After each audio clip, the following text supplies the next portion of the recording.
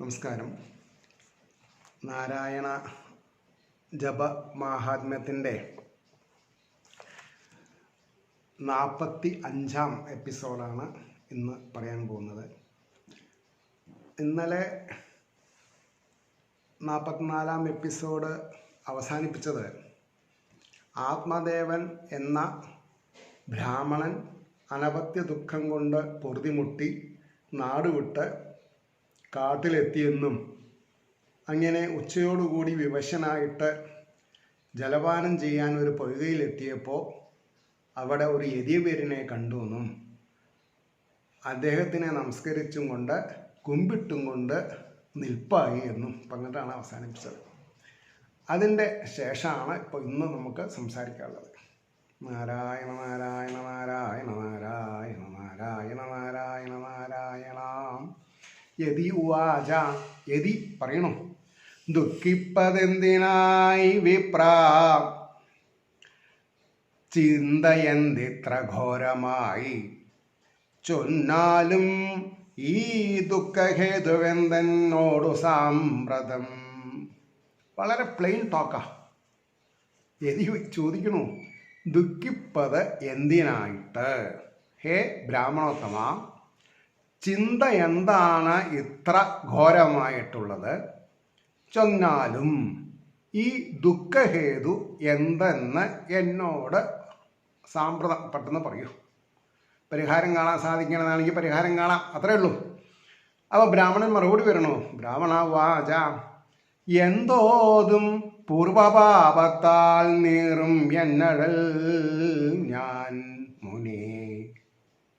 അദ്ദേഹം വിപ്രനാന്നുള്ളത് ഈ വാക്കുകൊണ്ട് മനസ്സിലായി.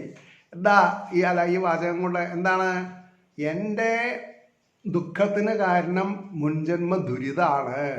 ഇത് നമ്മളാരും സാധാരണക്കാർ പറഞ്ഞ് വിട്ടുകൊടുക്കില്ല. ഞാൻ ഇന്നേ വരെ അറിഞ്ഞുകൊണ്ടൊരു തെറ്റ് ചെയ്തിട്ടില്ല. അതാ. അപ്പം ഈ അറിയാണ്ട ചെയ്ത തെറ്റിൻ്റെ ഫലം ആരനുഭവിക്കുക? അറിയില്ല എന്ന് പറഞ്ഞിട്ട് വിഷം കുടിച്ചാൽ മരിക്കില്ലേ? അറിയാണ്ട് കുടിച്ചതാണ്, അല്ലെങ്കിൽ ഒരു കോപം കൊണ്ട് കുടിച്ചതാണ്, മരിക്കണമെന്ന് വിചാരിച്ചിട്ടല്ല കേട്ടോ. വല്ല അർത്ഥമുണ്ടോ അതിൽ? ഇല്ല. അപ്പം ആരും ആരോടും അറിവ് നേടണ്ടെന്ന് പറഞ്ഞിട്ടില്ല. അതാണ്. അപ്പോൾ അതിൽ ഒരുപാട് നമുക്ക് തെറ്റിദ്ധാരണകളുണ്ട്. ചിലവരെന്തെങ്കിലും തെറ്റ് ചെയ്തു വിചാരിച്ചിട്ട് അതിനെ ഒരു പ്രമാണമായിട്ട് കരുതാൻ പാടില്ല. ഇപ്പോൾ കഴിഞ്ഞ കാലങ്ങളിൽ തന്നെ ഒരു 150 കൊല്ലത്തിൻ്റെ ഉള്ളിലാണ് രമണ മഹർഷി ഭൂജാതനായത്. അദ്ദേഹം സമൂഹത്തെ ഉദ്ധരിക്കാൻ പോകുന്ന ആധ്യാത്മിക ആചാര്യനായിട്ട് മാറി. ചട്ടമ്പിസ്വാമികൾ, നാരായണ ഗുരുദേവൻ, വള്ളിക്കാവിലമ്മ, ഇങ്ങനെ അനവരതം ആൾക്കാർ. അത് അവരുടെ ഒക്കെ സ്ഥിരോത്സാഹം കൊണ്ടും പൂർവജന്മാന്തര സുഹൃതം കൊണ്ടുമാണ്. അങ്ങനെ സുഹൃതികളെ പലവരും പേരിനും പെരുമയ്ക്കും വേണ്ടി ഇല്ലാതെ ഒതുങ്ങിക്കൂടി കഴിയുന്നുണ്ട് എന്നുള്ളത് സത്യമാണ്, പറയേണ്ട വയ്യ. അതുകൊണ്ടാണ് ഇദ്ദേഹം പറഞ്ഞത്, എന്തോതും, ഞാൻ അങ്ങയോട് എന്ത് പറയാനാ? പൂർവപാപത്താൽ പൂർവപാപത്താൽ നീറും എന്നഴൽ ഞാൻ മുനെ തർപ്പിപ്പൂ ചുടുകണ്ണീർ ഞാനൻ പിതൃക്കൾക്ക് കൂടിയും. സാധാരണ ശുദ്ധോദകം എന്നാ പറയുക. പിതൃതർപ്പണത്തിന് കിണ്ടിയിൽ നല്ല ശുദ്ധമായ ജലം, ശുദ്ധ ഉദകം, വെള്ളം. പക്ഷെ ഇദ്ദേഹം എന്താ പറഞ്ഞത്? ചുടുകണ്ണീര് കൊണ്ടാണ് ഞാൻ പിതൃക്കൾക്ക് കർമ്മം ചെയ്യുന്നത് എന്ന് പറഞ്ഞാൽ എപ്പോഴും ദുഃഖിക്കാന്ന് അർത്ഥം. അതൊരു കാര്യമില്ല. അതാ പറയാൻ കാരണം. കൊടുക്കേണ്ടത് കൊടുക്കണം, ശുദ്ധോദകം മതി. പക്ഷെ ഇവിടെ ചുടുകണ്ണീരാണ് കൊടുക്കുന്നത്. അപ്പം എന്തായി ഗുണപാഠം? ഒരാൾക്ക് എന്തെങ്കിലും നമ്മൾ സമർപ്പിക്കുമ്പോൾ അത് നിറഞ്ഞ മനസ്സോടുകൂടി, ഭാരിച്ച മനസ്സോടല്ല, നിറഞ്ഞ മനസ്സ്. എന്ത്?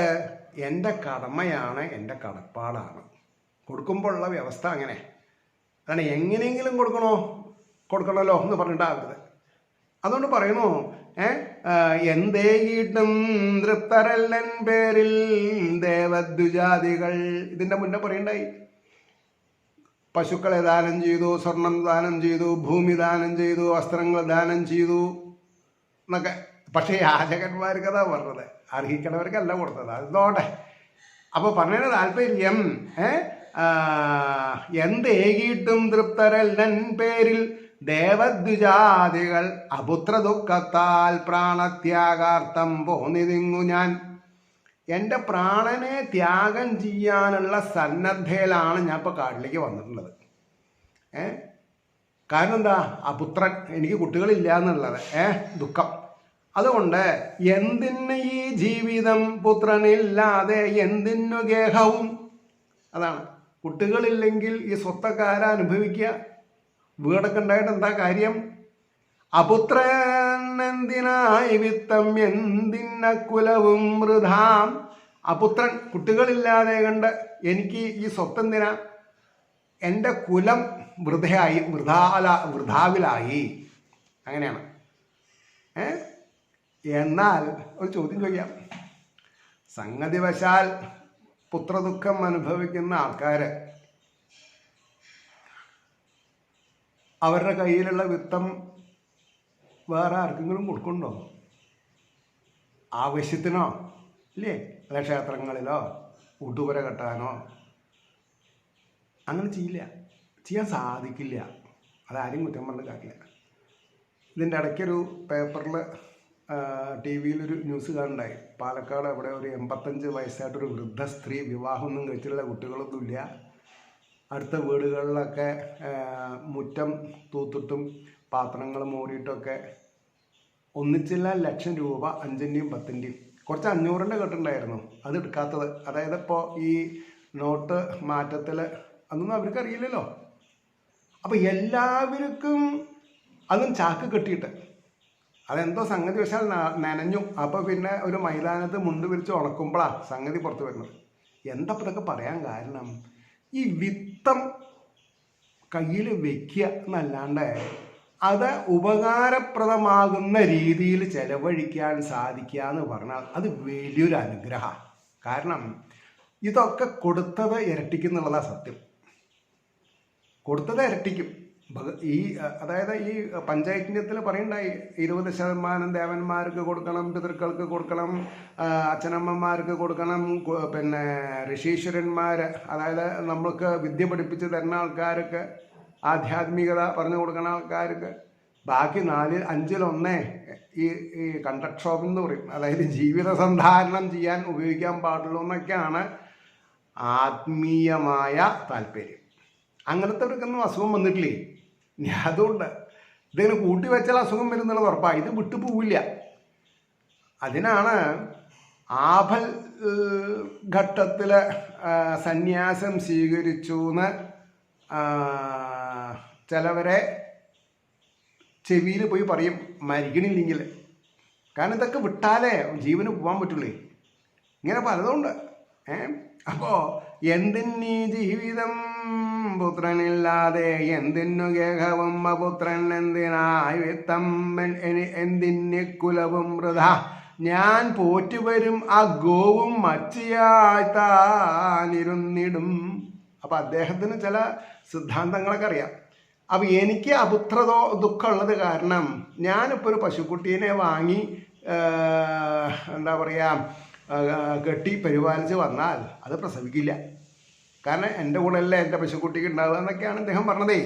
അപ്പോൾ കായ്ക്കാതെയാവും ഞാൻ നട്ടു വളർത്തും തരുകൂടിയും. ഞാൻ ഇനി ഏതെങ്കിലും ഫലവൃക്ഷങ്ങളുടെ ചെടികളോ മരങ്ങളോ വെച്ച് പിടിപ്പിച്ചാൽ അത് പൂക്കൂല, കായ്ക്കൂല. അങ്ങനെയാണ്. മാത്രമല്ല എൻ വീട്ടിലുള്ള ഫലവും ശീഘ്രം ചുക്കിച്ചുരുണ്ടുപോം. അങ്ങനെയാണ്. ചുക്കിച്ചുരുണ്ടു പോകുമെന്ന് പറഞ്ഞിട്ടുണ്ടെങ്കിൽ അതിൽ നിന്ന് ഫലവത്തായിട്ട് അതിന് ആഹാരം കഴിക്കുകയും അതിൻ്റെ വിത്തുകൾ കുത്തിയിട്ടിട്ട് അതിൻ്റെ ചെടികൾ ഉണ്ടാവില്ല. അതൊക്കെ ആഹരിക്കാനും കൂടി പറ്റാത്ത രീതിയിൽ അതിൻ്റെ നീരൊക്കെ പെട്ടെന്ന് ഉൾവലിഞ്ഞ് അത് ഉണങ്ങി മനുഷ്യന് ഉൾക്കൊള്ളാൻ വയ്യാത്ത രീതിയിൽ, കഴിക്കാൻ പറ്റാത്ത രീതിയിലാവും. അതുകൊണ്ടാണ് അപുത്രൻ ഈ ഭാഗ്യഹീനൻ ജീവിച്ചിട്ടെന്തുവാൻ ഫലം. പുത്രനില്ലാത്ത ദുഃഖം കൊണ്ട് ഞാൻ ഇനി ജീവിച്ചിട്ടെന്താണ് കാര്യം എന്നൊക്കെ ഇദ്ദേഹം വിലപിക്കുകയാണ്. എന്നോതി ദുഃഖത്താൽ പൊട്ടിക്കരഞ്ഞാൻ ദീനനാം ദ്വിജൻ. അങ്ങനെ സങ്കടത്തോടു കൂടിയിട്ട് ദ്വിജൻ എന്ന് പറഞ്ഞാൽ ബ്രാഹ്മണൻ, ബ്രാഹ്മണകുലത്തിൽ ജനിക്കുക, ബ്രാഹ്മണ്യം നിലനിർത്താനായിട്ട് ഉപനയന സംസ്കാരങ്ങൾ കഴിക്കുക. ആ ഉപനയന സംസ്കാരം കഴിഞ്ഞാലാണ് ദ്വിജൻ എന്ന് പറയുക, രണ്ടാമത് ജന്മം കൊണ്ടവൻ എന്നൊക്കെ പറയും. അതുകൊണ്ട് തഥാ മുനിക്കും അവനിൽ തോന്നിയ കാരുണ്യമെത്രയും. ഇങ്ങനെ ഇടതടവില്ലാതെ കണ്ട് ഓരോ പ്രശ്നങ്ങളെ അവതരിപ്പിച്ച് തൻ്റെ ദുഃഖത്തിൻ്റെ ഗതിവിഗതികൾ എങ്ങനെയൊക്കെയാണ് എന്ന് പ്രസ്താവിച്ച ആ ദ്വിജനോട് ഈ യതിക്കും എന്തുണ്ടായി? ഒരു കരുണ തോന്നി. അവിടെ ചെറിയൊരു കാര്യം മനസ്സിലാക്കണം. സാധാരണ നിലയ്ക്ക് യതി ആയാൽ അവർക്കൊന്നും എന്തുണ്ടാവില്ല, ഗുണദോഷ സമ്മിശ്രമായ കാര്യങ്ങളിൽ താല്പര്യം ഉണ്ടാവില്ല. കാരണം അവർക്കറിയാം ഇതിൽ താല്പര്യം കാണിച്ചിട്ട് കാര്യമില്ല. പക്ഷെ അങ്ങനെയല്ല. സാധാരണ നിലയ്ക്ക് ഒരാൾ പരിധി വിട്ട് കരയുമ്പോൾ എങ്ങനെയെങ്കിലും അയാളെ സമാശ്വസിപ്പിക്കാൻ സാധിപ്പിക്കുക എന്നുള്ളത് നല്ലൊരു കാര്യമാണ്. അപ്പോൾ ആർദ്രത, ദയ അത് മനുഷ്യൻ്റെ കൂടപ്പുറപ്പായിരിക്കണം. എത്രത്തോളം നമ്മൾ ഉയർന്നാലും ആവശ്യമുള്ള സ്ഥലത്ത് അത് പ്രകടിപ്പിക്കണം. അതുകൊണ്ട് വായിച്ചു നോക്കി ആ യോഗി തൽഫാലലിഖിതങ്ങളെ സർവം ഗ്രഹിച്ചോതി പിന്നെ വിപ്രനോടു സവിസ്തരം. എന്താ ഉണ്ടായത്? ആ യോഗി ഈ ബ്രാഹ്മണന്റെ ശിരോലിഖിതം തൽഫാലലിഖിതങ്ങളെ, തൽഫാൽ എന്ന് പറഞ്ഞിട്ടുണ്ടെങ്കിൽ നെറ്റിത്തടത്തിനാണല്ലോ ഫാലെന്ന് പറയുക. അത് അവിടെ എഴുതി വെച്ചിട്ടുണ്ടാവും ആരാണെന്നൊക്കെ. പറയുന്നു വേണ്ട. കേമന്മാർക്ക് ഒരാളെങ്ങനെ നോക്കിയാൽ അറിയാം എന്താ ഇപ്പം ഇതിൻ്റെ ഇയാളുടെ പിന്നിൽ എന്താണ് കയ്യിലിരിപ്പ്, എന്തൊക്കെ സാധിക്കും, എന്തൊക്കെ അസാധ്യമെന്നൊക്കെ വിജ്ഞാനികൾക്ക് അറിയാം. ആ മുഖലക്ഷണങ്ങൾ അങ്ങനെയൊക്കെയാണ് പറയാം. അപ്പോൾ യോഗീശ്വരന്മാർ ത്രികാലജ്ഞാനികളാവുക കാരണം പെട്ടെന്ന് കഴിയും, അവർക്ക് കാര്യങ്ങൾ മനസ്സിലാവും. അതുകൊണ്ടാണ് വായിച്ചു നോക്കി ആ യോഗ്യതൽ ഫാലലിഖിതങ്ങളെ സർവം ഗ്രഹിച്ചോതി. ഒന്നും വിടാതെ ഉണ്ട് എല്ലാം മനസ്സിലാക്കിയിട്ട് ആ വിപ്രനോട് സവിസ്തരം പറഞ്ഞു. എന്താണ് പറഞ്ഞത്? യതി ഉവാച, യതി പറയണു, ത്യജിക്കൂ പുത്ര പരമാം അജ്ഞാനം ബലവത്തരം. താൻ ആദ്യം ചെയ്യേണ്ടത് ഞാൻ ഈ പറയുന്ന കാര്യത്തിൽ നിന്ന് ത്യജിക്കുക. എന്താ കാര്യം എന്ന് ചോദിക്കുകയാണെങ്കിൽ, ത്യജിക്കൂ പുത്രപരമാം അജ്ഞാനം. ആ പുത്രനുണ്ടായില്ലേക്ക് കുട്ടികൾ ഉണ്ടായിക്കില്ല, ഞാൻ അപുത്രനാണെന്നുള്ള രോദനം ആദ്യം മാറ്റുക. അത് ബലവത്തരാണ്. ഇനി അത്ര പെട്ടെന്നാണ് മാറ്റാൻ പറ്റിക്കൊള്ളണമെന്നില്ല. പക്ഷേ ഒരു വിപ്രൻ, ഒരു ദ്വിജൻ എന്നുള്ള നിലയിൽ അങ്ങക്ക് കഴിയണം. കാരണം ദൈവീക കൃപയ്ക്ക് ഏറ്റവും അടുത്ത് നിൽക്കുന്ന ആൾക്കാരാണ് ബ്രാഹ്മണർ. അതുകൊണ്ടാണ് അവരിൽ ഒരാളെ താൻ നന്നാവും കിട്ടുമോ എന്ന് പറഞ്ഞാൽ നന്നാവും. പക്ഷെ ഒരിക്കലും അവരെ കൊണ്ട് താൻ നന്നാവില്ലാട്ടോ എന്ന് പറയാനുള്ള കാര്യങ്ങൾ നമ്മൾ ചെയ്യാൻ പാടില്ല. സാധാരണ നിലയ്ക്ക് ബ്രാഹ്മണർ അങ്ങനെ പറയൂല. ഇനി അതുകൊണ്ട് പക്ഷെ മനസ്സിലൊരു ഈശ്വൽ തോന്നിയാൽ അതൊരു അപശകുനായിട്ട് വരും. അതാ പറയാൻ കാരണം. അപ്പോൾ വളരെ ശ്രദ്ധിക്കേണ്ട കാര്യമാണ്. അപ്പോൾ ബ്രാഹ്മണർ എന്ന് പറഞ്ഞാൽ അവർ ഭൂമിയിലെ ഭൂസുരൻ എന്നാ പറയാം. ഭൂസുരൻ, ഭൂമിയിലെ ദേവന്മാർ ആണ് ബ്രാഹ്മണർ. അപ്പോൾ അവരെ കണ്ടാൽ വണങ്ങുക. പിന്നെ എന്താ പറയുക, നന്ദിച്ചില്ലെങ്കിലും നിന്ദിക്കാൻ പാടില്ല. അങ്ങനെയുണ്ട്. അപ്പോൾ കുട്ടിക്കാലത്ത് അങ്ങനെയാണ്. കുട്ടിക്കാലത്ത് എത്ര പ്രായം ചെന്ന പ്രായമില്ലാത്ത ആളാണെങ്കിൽ തിരുമേനി എന്നേ വിളിക്കുള്ളൂ. അപ്പോൾ എന്തുകൊണ്ടാണ് വിചാരിച്ചാൽ അവരുടെ സംസ്കാരം അതാണ്. ആ സംസ്കാരത്തിനെ നമുക്ക് ബഹുമാനിക്കാൻ സാധിച്ചാൽ അതിൻ്റെ ഗുണം അവർക്കല്ല, നമുക്ക് തന്നെയാണ്. ആരാണ് അവരെ ബഹുമാനിക്കുന്നത് അവർക്ക് നന്നാവുന്ന ശാസ്ത്രം പറയണത്. ശരിയാണ്. ഇനി അപ്പോൾ ത്യജിക്കൂ പുത്രപരമം അജ്ഞാനം ബലവത്തരം കർമ്മത്തിൻ ഗതി. കർമ്മത്തിൻ്റെ ഗതി വിട്ടാലും നിഷ്കാമകർമ്മം ചെയ്യൂ എന്നാ പറഞ്ഞതേ. ഈ നാരായണ ജപമഹാത്മ്യത്തിൻ്റെ നാരായവേരാണ് കർമ്മം ചെയ്യുക നമ്മുടെ ലക്ഷ്യം, കർമ്മബലം തരുന്നത് ഈശ്വരനല്ലോ. അതിലിങ്ങനെ മുറുകെ പിടിക്കുക. അത് വിചാരിച്ചിട്ട് കർമ്മം ചെയ്യാതെ കണ്ടിരിക്കരുത്. ഭഗവാന്റെ പാതാര ബന്ധത്തിൽ വയ്ക്കാൻ ഞാൻ എന്തിനാ കർമ്മം ചെയ്യണമെന്ന് ചോദിച്ചാൽ ബുദ്ധിമുട്ടായില്ലേ? അതാ പറഞ്ഞത്. അപ്പോൾ പിന്നെ പറയണു, കർമ്മത്തിൻ ഗതി വിട്ടാലും ഞാൻ ഇന്ന കർമ്മം ചെയ്തിട്ടുണ്ട്, എന്ന് ആലോചിക്കേണ്ട. നിരന്തരം കർമ്മം ചെയ്തോളൂ. കഴിഞ്ഞതിനെ പോയിട്ടോ ഇനി വരാൻ പോകുന്നതിനെ പറ്റിയിട്ടൊന്നും ആലോചിക്കണ്ട.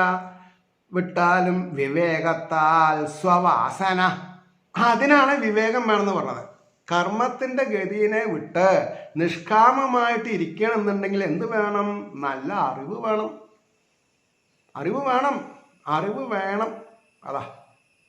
അപ്പോൾ ആ വിവേകത്താൽ സ്വവാസന, സ്വന്തം വാസനയാകുന്ന അറിവില്ലായ്മയെ മാറ്റുക, ദുഃഖിക്കാണ്ടിരിക്കുക. കാരണം മനുഷ്യനായി പറഞ്ഞത് ദുഃഖിക്കാനല്ല, ആനന്ദിക്കാനാണ്. കാരണം പറഞ്ഞില്ലേ, ഈ മനുഷ്യൻ മാത്രമേ ഭൂമിക്ക് പെർപെൻഡിക്കുലറായിട്ട് നിൽക്കുന്നുള്ളൂ. ഊർധ്വഗതി പ്രാപിക്കാൻ ആ മനുഷ്യനെ അധികാരമുള്ളൂ. അങ്ങനെ പറയണം. അപ്പൊ ഈശ്വരീയതയെ ഉൾക്കൊള്ളുക, ആ ഈശ്വരീയതയെ ജീവിത പന്ഥാവിൽ പ്രായോഗിക ശാസ്ത്രമാക്കുക. അതിൻ്റെ ഫലം ഈശ്വരീയ തന്നെയായിരിക്കും, മറ്റുള്ളവർക്ക് ഉപകാരം തന്നെയായിരിക്കും. അതാണ് മാധവസേവ എന്ന് എപ്പോഴും പറയണത്. അപ്പോ നിൻ പ്രാരബ്ധം കണ്ടറിഞ്ഞേൻ, കേട്ടാലും അത് നീ ദ്വിജ. നിന്റെ പ്രാരബ്ധം എത്രയ്ക്കുണ്ട്, എത്രയ്ക്ക് ഗഹനമായിട്ടുള്ളതാണ്, എത്ര ഭീതിജനകമാണ് എന്നൊക്കെ എനിക്ക് മനസ്സിലായിരുന്നു. അത് ഞാൻ എന്നോട് പറയാം. നീ മനസ്സിലാക്കിയിട്ട് എന്ത് ചെയ്യണം? നിന്റെ വാസന, നിന്റെ കർമ്മ എന്താണ് പറയുക, പ്രകൃതിയുടെ ഗുണങ്ങൾ ദുഃഖിക്കാന്നുള്ളത് തമോ ഗുണത്തിന് അങ്ങോട്ട് വിടുക. അതാ പറയാൻ കാരണം. 7 ജന്മം വരേക്കങ്ങേക്കുണ്ടാവില്ലൊരു പുത്രനും. ഞാൻ അങ്ങയുടെ ശിരോലിഖിതം വായിച്ച് മനസ്സിലാക്കിയിട്ടുള്ളത് എന്താ എന്ന് ചോദിക്കുകയാണെങ്കിൽ, ഈ ജന്മത്തെ കാര്യം മാത്രമല്ല, ഇനിയൊരു 7 ജന്മത്തിന് കൂടി അങ്ങേക്ക് മക്കളുണ്ടാവില്ല. അങ്ങനെ. അപ്പോ ഈ ദുഃഖം വെറുതെ അല്ലേ? ഇനി വരാൻ പോണ 7 ജന്മത്തിന് കൂടി ഉണ്ടാവില്ല എന്ന് പറഞ്ഞാൽ അങ്ങ് തലകുത്തി നിന്നിട്ടും കാര്യമില്ല, എത്ര ദുഃഖിച്ചിട്ടും കാര്യമില്ല. എന്നെ പോലെ ഒരു 1000 യതീശ്വരന്മാരെ വണങ്ങിയിട്ടും കാര്യമില്ല. ഇതാണ് ഞാനൊരു അമേച്ചറാണെങ്കിലും എല്ലാവരോടും പറയും. ആര് നമ്മുടെ തലയ്ക്ക് കൈ വെച്ചിട്ടും കാര്യമില്ല, ആരുടെ പാദത്തിൽ നമ്മൾ നമസ്കരിച്ചിട്ടും കാര്യമില്ല. എന്തേ? കർമ്മം നന്നാക്കണം, മനസ്സ് നന്നാക്കണം. മനസ്സ് സംശുദ്ധമാണെങ്കിൽ തൻ്റെ ഉള്ളിലുള്ള ചൈതന്യത്തിനെ അനുസന്ധാനം ചെയ്യാൻ സാധിച്ച് സഹജീവികളോട് അനുകമ്പാപൂർണം ജീവിക്കാൻ സാധിച്ചാൽ ആ ആൾക്കാരും യതിയായി. അതാ പറയാൻ കാരണം. അപ്പം ഇവിടെ ഈ അനുഗ്രഹം വാങ്ങി ഞാൻ ആഗ്രഹില്ല. അത് വാങ്ങാനും കൊടുക്കാനും പറ്റില്ല. അതൊരവസ്ഥയാണ്, കർമ്മഫല. അത് ഈശ്വരനെ നിശ്ചയിക്കാൻ അല്ലാന്ന് പറഞ്ഞാൽ സമ്മതിക്കൂല. കാരണം എന്താ? വേദങ്ങളും ഉപനിഷത്തുകളും ഇതിഹാസങ്ങളും പുരാണങ്ങളൊക്കെ അസന്നിഗ്ധമായിട്ട് ഈ കാര്യത്തിനെ പറയുന്നുണ്ട്.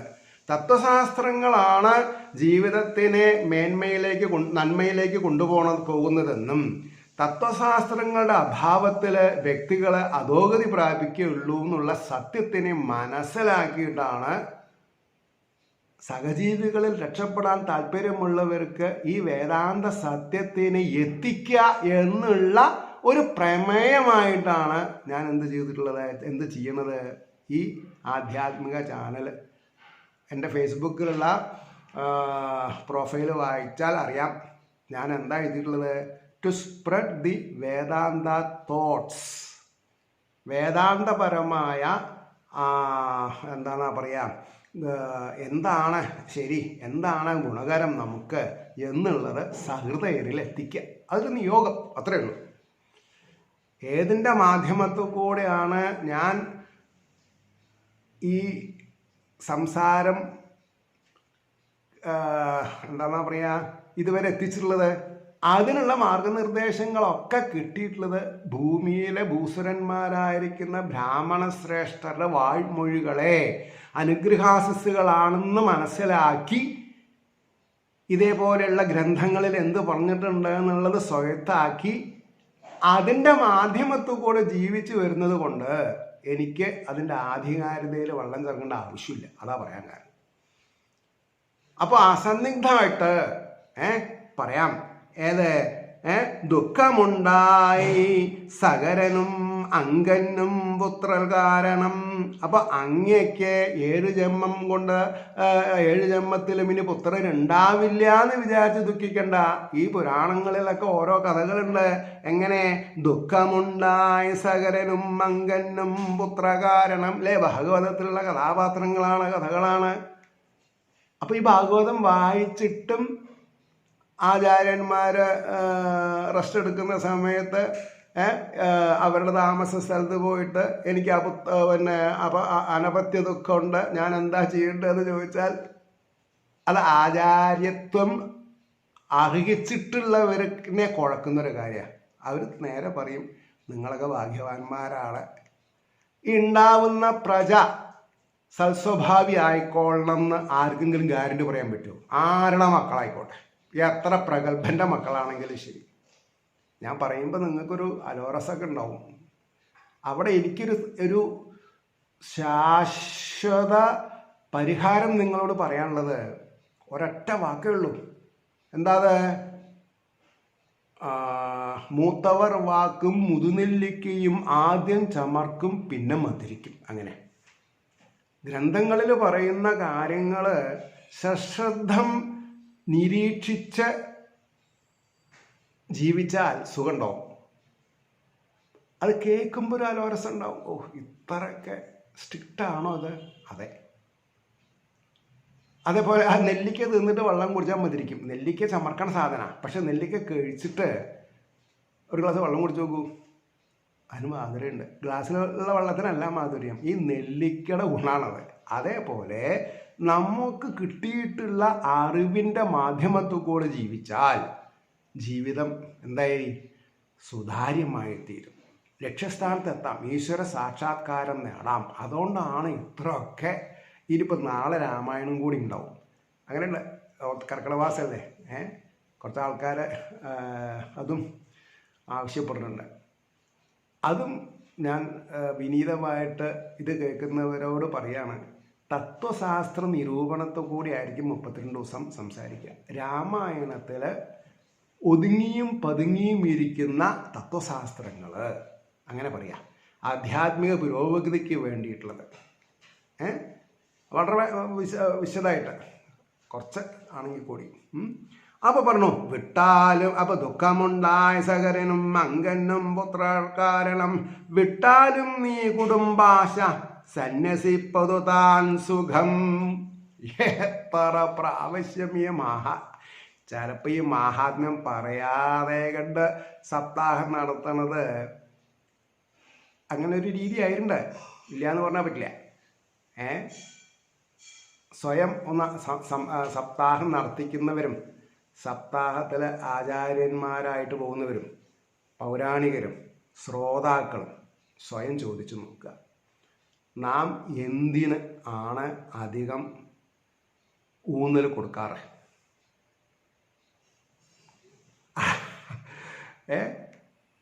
എന്നിട്ട് സ്വയം വേണമെങ്കിൽ തിരുത്താം. കാരണം എന്താ? ഈ ഒരു ആനുകൂല്യം, ഈ പദവിയിൽ ഇരിക്കുക എന്നുള്ളതുണ്ടല്ലോ, അത് ഈശ്വരൻ്റെ ഒരു കരുണാകടാക്ഷം കൊണ്ടുണ്ടാവണതാ. അത് ദുർവ്യയം ചെയ്യാതെ കണ്ട് ഇരുന്നാൽ രക്ഷപ്പെടാം. അത്രയേ ഉള്ളൂ. അപ്പോൾ എന്തു പറഞ്ഞു? വിട്ടാലും നീ കുടുംബാശ സന്യസിപ്പതു താൻ സുഖം. അപ്പോൾ ഇതൊക്കെ കേട്ട് ബ്രാഹ്മണൻ പറയണു, ജ്ഞാനത്താൽ എന്തുവാൻ യോഗശക്തിയാലേ ഗോപുത്രനെ. കുറച്ചൊരു പിടിവാശിക്കാരനായി. ആരെ? ഈ ആത്മദേവൻ. ആ വാക്കിൻ്റെ ഗുണമില്ല. ആത്മദേവൻ എന്ന് പറഞ്ഞാൽ ആത്മാവിനെ ദേവനായിട്ട് കണക്കാക്കിയവൻ. എന്നാൽ അത് പേരായിട്ട് എടുത്തുള്ളൂ, അതിൻ്റെ ഗുണഗണങ്ങളെ മനസ്സിലാക്കിയിട്ടില്ല അദ്ദേഹം. അത് ചിലപ്പോൾ നൈരാശ്യം കൊണ്ടാവാം, അങ്ങനെയാണ് കിട്ടുമോ. ഇനി അതുമുള്ളൂ, നൈരാശ്യം കൂടുമ്പോൾ പഠിച്ച വിദ്യയിലൊക്കെ ബഹുമാനം ഇല്ലാതെ ഉണ്ടാവും. ബ്രാഹ്മണനായിട്ടും ഉപനയനം കഴിഞ്ഞ് സമാവർത്തനമൊക്കെ ചെയ്ത് ഗായത്രിയൊക്കെ ജപിച്ചിട്ടുണ്ടെങ്കിലും ആ പ്രസീത അല്ലെങ്കിൽ പ്രചോദയാൽ എന്നുള്ളതിൻ്റെ അർത്ഥമൊക്കെ പോയിട്ട്. അതുകൊണ്ടാണ് ഇദ്ദേഹം ഇങ്ങനൊരു ചോദ്യം ചോദിച്ചത്. ജ്ഞാനത്താൽ എന്തുവാൻ? എന്താ ഈ ജ്ഞാനം? എന്താ അതിൻ്റെ കാര്യം? ഒരു വർഷമില്ലേ അപ്പൊ പറഞ്ഞു യോഗശക്തിയാലേകൂ പുത്രനെ. അങ്ങനെയാണ് ഇത് ഇന്നും നടക്കുന്നുണ്ട് കേട്ടോ. ഇത് ഇന്നും നടക്കുന്നുണ്ട്. അങ്ങ് കേമനാണ്, അങ്ങ് വിചാരിച്ചാൽ കാര്യം നടക്കും, അങ്ങൊരു ഏലസ് തരും, അല്ലെങ്കിൽ അങ്ങ് ഒരു ചരട് ജീവിച്ച് തരും എന്നൊക്കെ പറയും. അതൊക്കെ നടക്കുന്നുണ്ടേനി. അപ്പൊ പറയണു ജ്ഞാനത്താൽ എന്തുവാൻ യോഗശക്തിയാലേകൂ പുത്രനെ, അല്ലെങ്കിൽ നിൻ മുമ്പിൽ വെച്ചൻ പ്രാണൻ ഞാൻ സന്ധ്യജിക്കുവൻ. ഒന്ന് ഭീഷണിപ്പെടുത്തും ചെയ്തു. എന്താത്, അങ്ങയുടെ യോഗശക്തി കൊണ്ട് എനിക്ക് ഒരു പുത്രനെ തന്നിട്ടില്ലെങ്കിൽ ഞാൻ അങ്ങയുടെ മുന്നിൽ എന്ത് ചെയ്യും, എൻ്റെ ജീവനെ ത്യാഗം ചെയ്യും എന്ന് പറഞ്ഞാൽ ഒരു ബ്രഹ്മഹത്യ പാപത്തിന് വിറ്റ്നസ് ആവാതെ പറഞ്ഞാൽ ഒരു യോഗിയെ സംബന്ധിച്ചിടത്തോളം അത് കുറച്ച് അതിര് കടന്നതാ. അപ്പോ പുത്രാദിസുഖസം ശൂന്യം സന്യാസം ശുഷ്കമെത്രയും. അപ്പോൾ ആത്മദേവൻ തൻ്റെ നൈരാശ്യത്തിനെ യോഗിയുടെ മുന്നിൽ അവതരിപ്പിച്ചത് എങ്ങനെയാ? പുത്രാദിസുഖ സംശൂന്യം, പുത്രന്മാരായിട്ട് അവരുടെ വികൃതികളും കാര്യങ്ങളും ഒക്കെ കേട്ടും കണ്ടും ആനന്ദിക്കാതെ കണ്ട് സന്യാസം ശുഷ്കമാണ് എന്ന് പറഞ്ഞാൽ ശോഷിച്ചതാണ് എത്രയും. അദ്ദേഹത്തിന് ഇവിടെയാണ് ഒരു ഗുണപാഠം നമ്മൾ മനസ്സിലാക്കേണ്ടത്. എനിക്ക് അറിയാത്തൊരു കാര്യം വേറൊരാൾ പറയുമ്പോൾ അത് ശരിയല്ല എന്ന് ഞാൻ ഒരിക്കലും പറയാൻ പാടില്ല. എനിക്കൊക്കെ എല്ലാവരും ഉള്ളന്നില്ലല്ലോ, ഞാനും ഒരു അല്ലേ എന്ന് പറഞ്ഞാൽ നമ്മളെല്ലാവരും അർത്ഥം. അപ്പം നമുക്ക് അറിയാത്തത് ഒക്കെ തെറ്റാന്ന് പറയാൻ പാടില്ല. അതിനാണ് ഈ സംവാദം. ബാലാനാം യുവാനാം വൃദ്ധാനാം, 3 കൂട്ടരെയും മനസ്സുകൊണ്ട് നമിക്കും വേണം. 3 കൂട്ടരോടും സഹവർത്തിത്വം ചെയ്ത് ചിലപ്പോൾ ബാലന്മാരിൽ നിന്നാവുത്രേ പ്രായമായിട്ടുള്ളവർക്ക് ചില ഉപദേശങ്ങൾ കിട്ടുക. അങ്ങനെയുണ്ട്.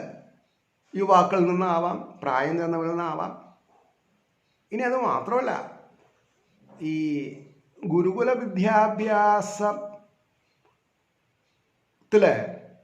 ഈ ഗുരുദക്ഷിണ കൊടുക്കുക എന്നുള്ളൊരു കാര്യമുണ്ടല്ലോ, അത് ഗുരുവിനോട് ചോദിക്കണമെന്നാ.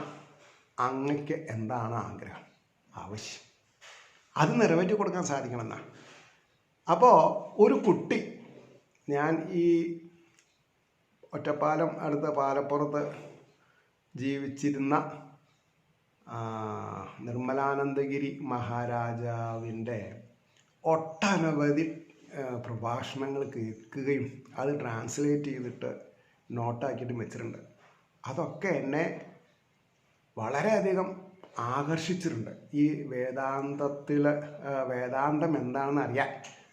ഇന്ന് ഞാനൊരു സ്റ്റുഡൻ്റാണ്, അതാണ്. അപ്പോൾ അദ്ദേഹത്തിൻ്റെ പ്രഭാഷണത്തിൽ പറഞ്ഞിട്ടുണ്ട്, അദ്ദേഹം ഏതൊക്കെ ഉപനിഷത്തുകളാണ് ഉദ്ധരിച്ചിരുന്നത് എനിക്കിട്ട് അറിയില്ല, അത്രയ്ക്കധികം. അപ്പോൾ അതിലൊരു സ്ഥലത്ത് അദ്ദേഹം പറയുന്നുണ്ട്,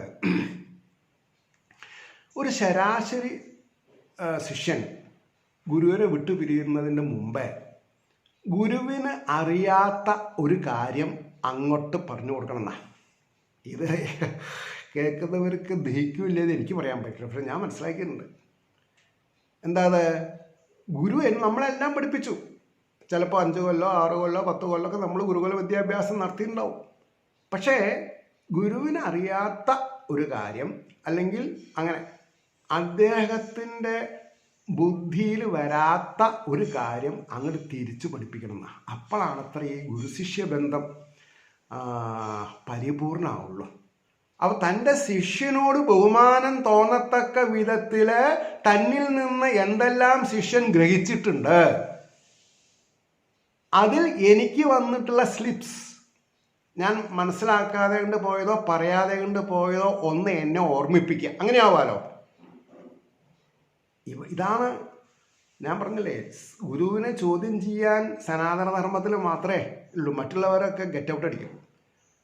നല്ല ഗുരുനാഥന്മാരെ ഏതെങ്കിലും തരത്തിൽ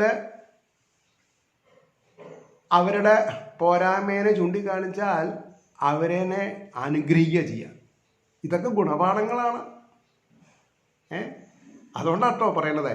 അപ്പോൾ അവിടെ വിസ്തരിച്ച് പറയുന്നുണ്ട്, അപ്പോൾ പുത്രാദിസുഖ സംശൂന്യം സന്യാസം ശുഷ്കമെത്രയും പുത്രപൗത്രാതിരോടൊത്ത ഗാർഹ്യസ്ഥം താൻ സുഖാവകം. അദ്ദേഹത്തിൻ്റെ തിസിസ്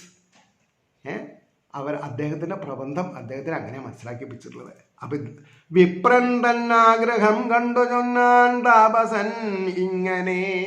അപ്പോൾ ഇദ്ദേഹത്തിന് കാര്യം മനസ്സിലായി, എങ്ങനെയെങ്കിലും ഇയാളെ അങ്ങോട്ട് ഒഴിവാക്കുക എന്നല്ലാതെ കൊണ്ട് വേറെ നിവർത്തില്ല.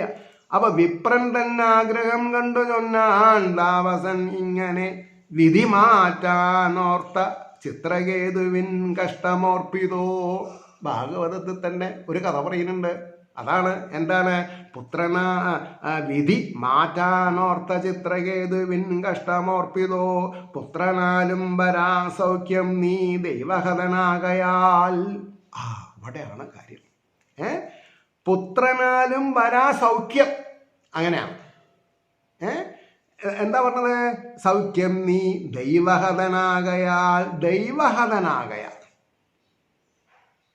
ഈശ്വരന് ഏതാ ശരി? അതല്ലേ നടക്കുള്ളൂ.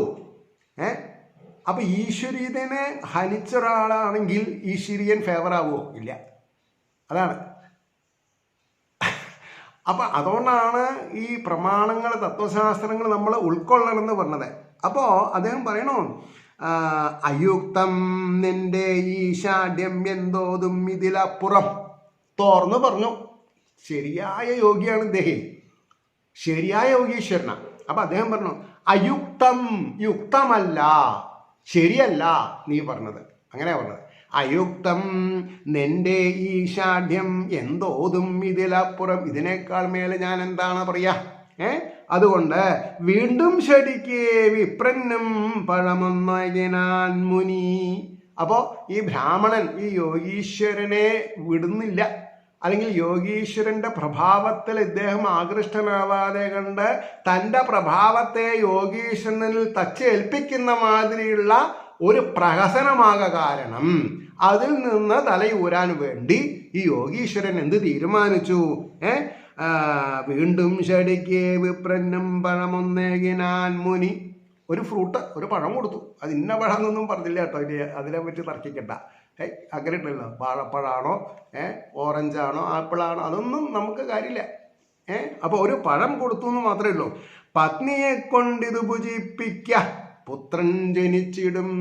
അപ്പൊ അദ്ദേഹം ഒരു അനുഗ്രഹാശിസ് പറയണേ, ഈ പഴം കൊണ്ടുപോയിട്ട് പത്നിയെ കൊണ്ട് ഭുജിപ്പിക്കുക, അങ്ങക്ക് പുത്രൻ ഉണ്ടാവും എന്ന് പറഞ്ഞു. അപ്പോ എന്താ ഉണ്ടായത് പറയണോ? സത്യശൗചാദിയൊത്തൊറ്റ നേരമുണ്ടൊരു വത്സരം. അപ്പോൾ എല്ലാ യോഗീശ്വരന്മാരും പറയണതുണ്ട്, ഇതിന് ചില കണ്ടീഷൻസൊക്കെ ഉണ്ട്. ആ കണ്ടീഷൻസോ, അതായത് ആഹാരത്തിന് പഥ്യം വേണമെന്ന് ആര് പറയും? ആയുർവേദക്കാര്. അലോപ്പതിക്കാരോ എന്ത് വേണമെങ്കിൽ കഴിച്ചോളൂ, നഷ്ടമായിരിക്ക രോഗിക്ക് അല്ലേ? അവരുടെ ഫീസും അവരുടെ മരുന്നും ചിലവായി അല്ലേ? നമ്മൾ ആലോചിക്കാറുണ്ടോ? നമ്മളൊക്കെ ന്യൂ ജനറേഷൻ അമ്മ അച്ഛന്മാരിങ്ങനെയല്ലേ ഇപ്പോൾ കുട്ടികളെ ചികിത്സിക്കുന്നത്? കുട്ടിക്ക് അസുഖമാണ്, പ്രത്യേകിച്ച് ഇപ്പോൾ പനിയാണ്. പനി എന്ന് പറഞ്ഞാൽ അപ്പം മനസ്സിലാക്കണം, എന്താണെന്നാ പറയുക, ഘനപദാർത്ഥങ്ങളൊന്നും കഴിക്കാൻ പാടില്ല. ചോറ് അല്ലെങ്കിൽ ബിരിയാണി, പൊറാട്ട ഒന്നും കഴിക്കാൻ പാടില്ല. കഞ്ഞിയെ കുടിക്കാൻ പാടുള്ളൂ. പക്ഷേ ഈ കഞ്ഞി കുടിക്കുന്നവരൊക്കെ ദരിദ്രരാണ് എന്ന് ചിലവർ മനസ്സിലാക്കി വെച്ചിട്ടുണ്ട്. അത് തെറ്റാ. ശ്രീകൃഷ്ണൻ ദൂതിന് വേണ്ടി കൗരവരുടെ അരമനയിൽ പോയപ്പോൾ ദുര്യോധനന്റെ ആതിഥ്യം സ്വീകരിക്കാൻ വയ്യ എന്നുള്ള മനസ്സിരിപ്പ് കൊണ്ട് എനിക്ക് ശാരീരിക പീഡകളുണ്ട് യാത്ര ചെയ്തിട്ട്, ദ്വാരകയിൽ നിന്ന് ഇവിടെ വരാൻ കാരണം. അത് കാരണം എവിടെയെങ്കിലും പോയിട്ട് കുറച്ച് കഞ്ഞി വല്ലതും കുടിച്ച് കിടന്ന് ഉറങ്ങിയിൽ ആളങ്ങോട്ട് വരാം എന്ന് പറഞ്ഞ അദ്ദേഹം വിതുരരുടെ അടുത്തേക്കാണ് പോയത്. കാരണം എന്താ? വിതുര മഹാശയനാണ് വിതുരര്. സാക്ഷാൽ യമധർമ്മരാജാവിൻ്റെ എന്താ പറയുക, കിട്ടിയിട്ടുള്ള ഒരു ശാപത്തിൻ്റെ നിർവൃതിക്ക് വേണ്ടിയിട്ടാണ് ഭൂമിയിൽ വന്നിട്ട് മനുഷ്യനായിട്ട് പറഞ്ഞിട്ടുള്ളത്. അത് കഥ ഒക്കെ ഇനി വരും. അപ്പോൾ തന്നെ ഏറ്റവും അധികം മനസ്സിൽ വെച്ച് ആരാധിക്കുന്ന ആളാണ്. അപ്പം അദ്ദേഹത്തിനെ ഒന്ന് അനുഗ്രഹിക്കുക എന്നുള്ളതാണ് ഭഗവാന്റെ ചുമതല. അതുകൊണ്ടാണ് കഞ്ഞി ഈ സാധാരണക്കാരൻ്റെ അങ്ങനെയാണല്ലോ, ഈ മിതാഹാരം വേഗം ദഹിക്കും, വേഗം ഉറക്കം വരും രാത്രി കഞ്ഞി കുടിച്ചാൽ. അങ്ങനെ ഇതൊക്കെ കഥകളിലുണ്ട്. അതുകൊണ്ടാണ് ഇട്ടോ പറഞ്ഞത്. അപ്പൊ ഇദ്ദേഹം എന്താ പറഞ്ഞത്? സത്യശൗചാദിയൊത്തൊറ്റ നേരമുണ്ടൊരു വത്സരം. അതായത് സത്യം നേരും ശൗചം, മാനസിക ശൗചവും വേണം, ശാരീരിക ശൗചം എന്ന് പറഞ്ഞാൽ മുങ്ങിക്കുളിച്ച് ശരീരശുദ്ധി വേണം, മനസ്സിലെ പാപഭംഗിലമായ അവസ്ഥകൾ ഉണ്ടാവരുത്, സദാസമയത്തും ഈശ്വരചിന്ത ആകുന്ന അവസ്ഥയായിരിക്കണം. അതാണ് പഥ്യം കൊടുത്തിട്ടുള്ളത്. അപ്പോൾ പറഞ്ഞു സത്യശൗചാദിയൊത്തൊറ്റ നേരമുണ്ടൊരു വത്സരം. അങ്ങനെ ഒരു വർഷം കഴിയുമ്പോഴേക്കും നല്ല ഒന്നാന്തരം അതികേമനായിട്ടുള്ളൊരു കുട്ടീനെ പ്രസവിക്കും എന്ന് പറഞ്ഞു. ദീക്ഷിക്കണം പത്നി എന്നാൽ പുത്രൻ നിർദോഷനായി വരും. അപ്പോൾ ഞാൻ ഈ പറഞ്ഞ കാര്യം വേണ്ട പോലെ ശ്രദ്ധിക്കുകയാണെങ്കിൽ അതിനാണ് ദീക്ഷ എന്ന് പറഞ്ഞത്. മന്ത്രം, ദീക്ഷ അല്ലെങ്കിൽ ഉപദേശം. അത് വേണ്ട പോലെ ആയാൽ പുത്രൻ നിർദോഷനായി വരും എന്ന് പറഞ്ഞ എന്താ അർത്ഥം? അല്ലെങ്കിൽ ആരായിട്ട് മാറും? ദുഷ്ടനായിട്ട് വരും. അത് വ്യംഗ്യം. ഒരു കാര്യം പറഞ്ഞാൽ രണ്ടും പറയേണ്ട ആവശ്യമില്ല. അങ്ങനെ നമ്മൾക്കൊക്കെ ജീവിത സന്ധാരണത്തിൽ ഉണ്ടാകുന്ന പ്രജകൾ നിർദോഷവാന്മാരായി തീരണമെന്നുണ്ടെങ്കിൽ ഭാഗവത മഹാത്മ്യം, നാരായണ ജപ മഹാത്മ്യത്തിൻ്റെ മാധ്യമത്തോടെ പറയുമ്പോൾ ഇതൊരു പാപകൃത്യമല്ലാതും ഈ ദമ്പതികൾ സഹശയനം ചെയ്യുന്നത് ഈശ്വര ആരാധനയുടെ മാധ്യമത്തിൽ കൂടി ആയാൽ മാത്രമേ സത്പ്രജകൾ ഉണ്ടാവുള്ളൂ എന്നുള്ളത് നിസ്സങ്കോചം എനിക്ക് കൂക്കി വിളിച്ച് പറയാൻ നാണമില്ല. കാരണം എന്താ? അതാണ് സത്യം. അതാണ് ഈ മഹാത്മ്യത്തിൽ കൂടെ പറഞ്ഞത്. അതുകൊണ്ട് ചിലവരൊക്കെ ചോദിക്കും, ബെഡ്റൂമിൽ ഗുരുവായൂരപ്പൻ്റെ ഫോട്ടോ വയ്ക്കാൻ പാടുമോ? എന്താ വെച്ചാൽ ഗുരുവായൂരപ്പൻ പ്രസാദിക്കാതെ കൊണ്ട് വല്ല കാര്യം നടക്കുമോ എന്നാണ് ഞാൻ അവരോട് മറുചോദ്യം ചോദിക്കാറ്. അപ്പം ചോദ്യത്തിൻ്റെയും ഉത്തരത്തിൻ്റെയും ഒക്കെ പ്രസക്തി അവരവരുടെ മനസ്സിൽ കണ്ടുകൊണ്ട് ഈ ഒരു പ്രസ്ഥാനം, ഭക്തി പ്രസ്ഥാനത്തിൻ്റെ ഗതിവിധികളെ അറിവാണെന്നും ഭൗതികത്തിലുള്ള വൈരാഗ്യമാണ് ശ്രേഷ്ഠമായിട്ടുള്ള ഭക്തിയുടെ നാരായവേരെന്നും ഈ ശ്രോതാക്കൾ മനസ്സിലാക്കി അവരുടെ ജീവിത സന്ധാരണം കുറ്റമറ്റതായി തീരട്ടെ എന്ന് പ്രാർത്ഥിച്ചുകൊണ്ട് വാക്കുകൾ ചുരുക്കുന്നു. നാളെ കാണാം. നമസ്കാരം.